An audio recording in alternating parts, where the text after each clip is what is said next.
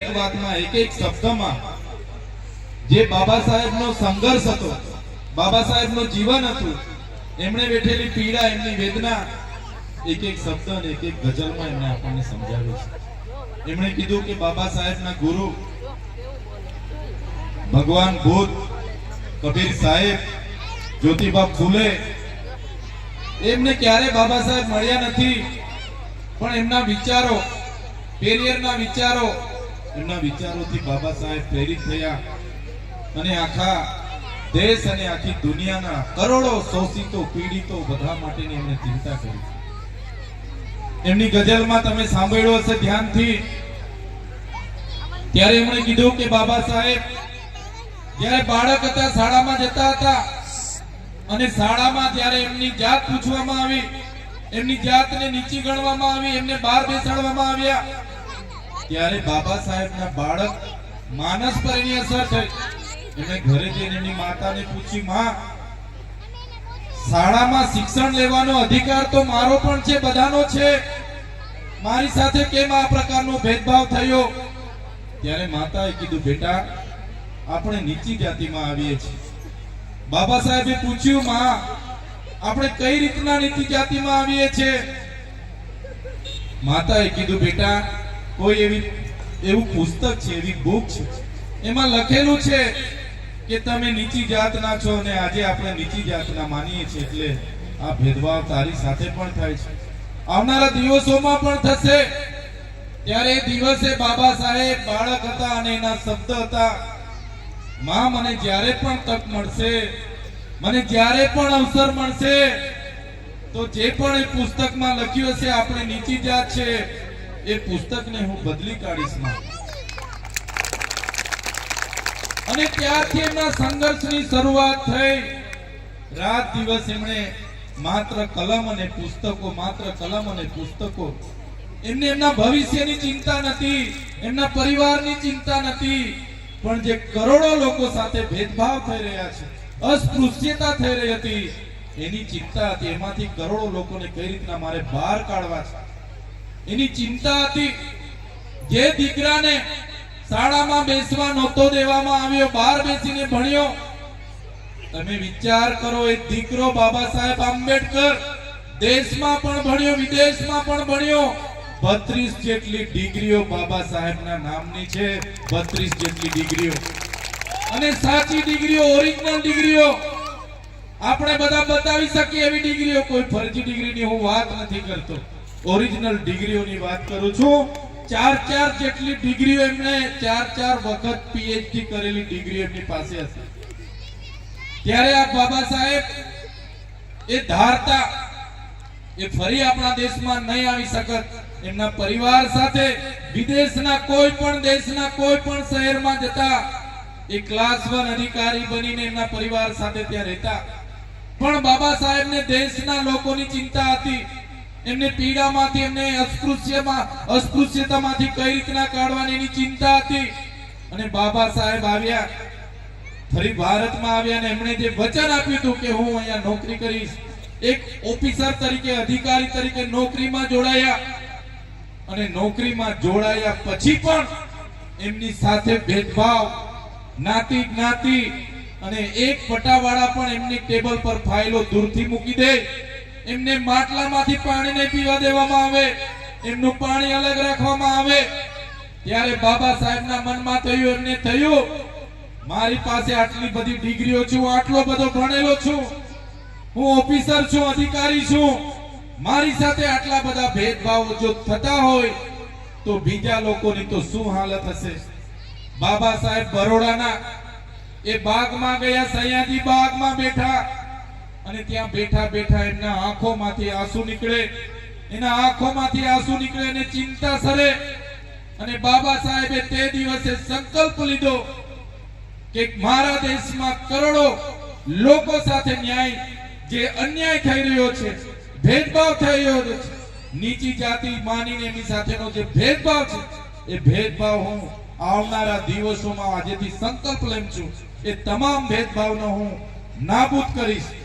અને બસ એ દિવસથી બાબા સાહેબે ઠાની લીધો, અને દિવસ થી એના સંકલ્પથી આપણી વચ્ચે બંધારણનું અસ્તિત્વ આવ્યું ત્યાં સુધી બાબા સાહેબ લડતા રહ્યા. ત્યારે મિત્રો બાબા સાહેબ એ બંધારણ સભામાં ગયા, કોઈની મહેરબાનીથી નથી ગયા, કોઈના આશીર્વાદથી નથી ગયા. બાબા સાહેબ એ જમાનામાં એટલા નોલેજેબલ હતા, કેપેબલ હતા કે એમની કાબિલિયતના લીધે બંધારણ સભાના અધ્યક્ષ બન્યા અને આપણા દેશને બંધારણ આપ્યું. અને બંધારણની તમે એક ખાલી શરૂઆત, એક નાની શરૂઆત, એની પ્રસ્તાવના તમે જોજો.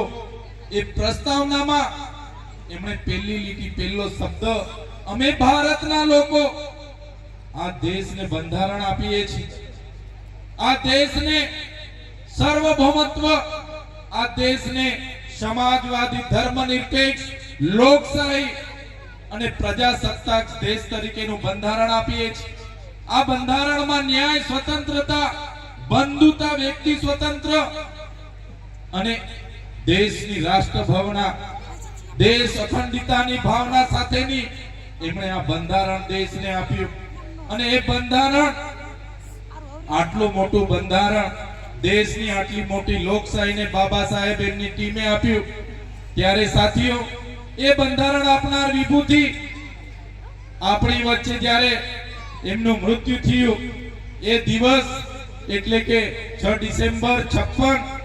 સાથીઓ, તમે વિચાર કરો, જે વિભૂતિ એ દેશ માટે, દેશના કરોડો દલિતો, વંચિતો, પીછડા, આદિવાસી, ઓબીસી, માઇનોરિટી, દરેક વ્યક્તિના નેતા હતા. દરેક લોકો માટે એમણે બંધારણમાં જોગવાઈ કરી. પણ બાબા સાહેબને કેટલાક લોકોએ દલિતના નેતા તરીકે સીમિત કરવાનો પ્રયાસ કર્યો. એમણે લખેલા પુસ્તકો મારા ખ્યાલ મુજબ 1980 બાદ પ્રકાશિત થયા.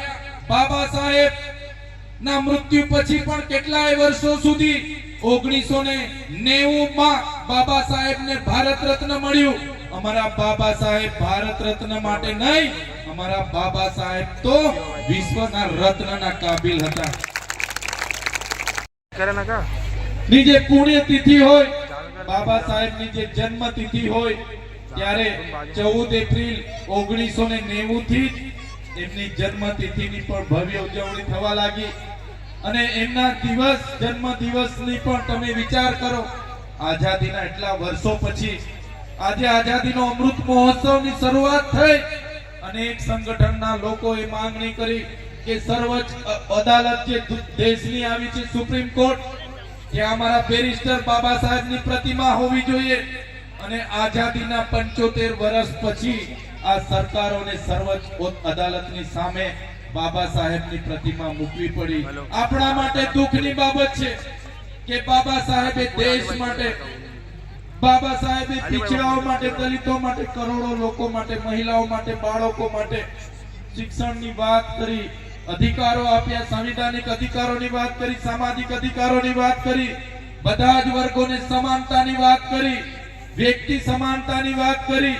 અને એ બાબા સાહેબને સીમિત કરવા માટે કેટલાક લોકો એમના વિવાદો ઉભા કરી, એમના નામ સાથે અનેક વિવાદો ઉભા કર્યા. પણ બાબા સાહેબે જે પ્રકારે કીધું હતું કે ભાઈ, શિક્ષા એક એવા શેરણીનું દૂધ છે જે પીસે, દહાડશે.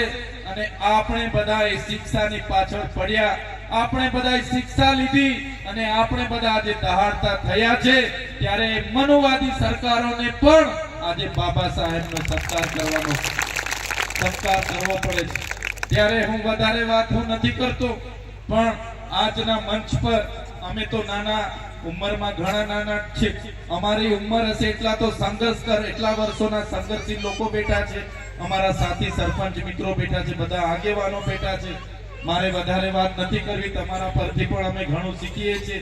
ત્યારે આજના આ મંચમાં અમને બોલાવ્યા, આમંત્રિત કર્યા, અમારું સન્માન કર્યું, અમને આટલા મોટા વડીલો સામે બોલવાની તક આપી અને અમને બધાએ શાંતિથી સાંભળ્યા બદલ ખરેખર હું બધાનો દિલની ગહેરાઈઓથી આભાર માનું છું. બધાનો ખૂબ ખૂબ આભાર, ધન્યવાદ. જોહાર, જય ભીમ, જય ભારત, ધન્યવાદ.